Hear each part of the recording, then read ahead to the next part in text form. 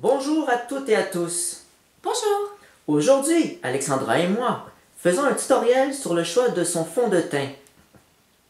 Le fond de teint est bien pratique, notamment pour celles qui voudraient cacher de petites marques ou taches sur leur peau, qu'elles peuvent considérer comme disgracieuses, comme ces petites taches brunes dues à un dérèglement de la mélanine. La mélanine est notamment une pigmentation de la peau.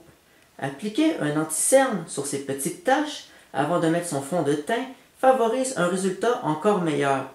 Certains associent ces petites taches à la vieillesse, mais ce dérèglement est dû aussi au résultat d'une surexposition de notre peau au soleil.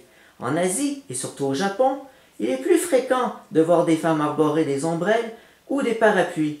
Il est souvent reconnu que la peau asiatique est plus fragile et elles aiment beaucoup avoir la peau blanche et ont horreur de ces petites taches brunes.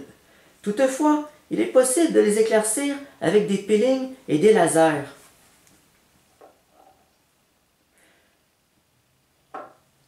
Avec un traitement de lumière intense pulsée, connu sous l'appellation IPL, on peut voir jusqu'à une amélioration de 50% et plus des dommages causés par le soleil, même si on vous dit qu'avec l'âge, c'est permanent.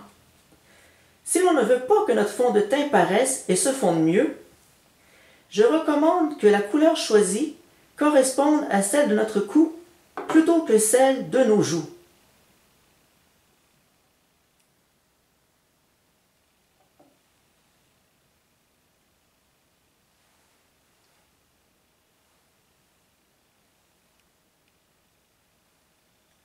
Ainsi, la démarcation entre la couleur de notre visage et celle de notre cou sera moindre et le résultat se voudra plus naturel. Toutefois, rien n'empêche de prendre une couleur plus pâle, ce qui peut avoir l'avantage de donner un air plus jeune. Mais avec ce choix, certains peuvent trouver qu'on paraît plus malade.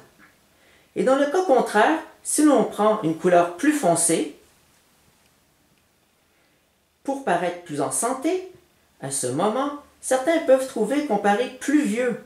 C'est pourquoi le choix final doit toujours nous revenir selon notre priorité. Anciennement, il était fréquent dans la noblesse de se poudrer pour blanchir sa peau. C'était une façon de montrer son statut et de se dissocier du reste du peuple, plus enclin à avoir la peau foncée, avec leur exposition au soleil. Il y a plusieurs cosmétiques que l'on ne retrouve qu'en Asie, en raison de cette différenciation entre une peau asiatique et celle des autres.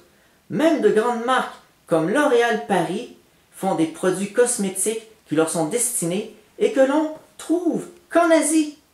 Dans ce contexte, il faut absolument que je vous parle dans mon prochain tutoriel de la Blemish Ball Cream, plus connue sous la désignation de bébé crème. Merci et à très bientôt pour ce prochain tutoriel. Au revoir.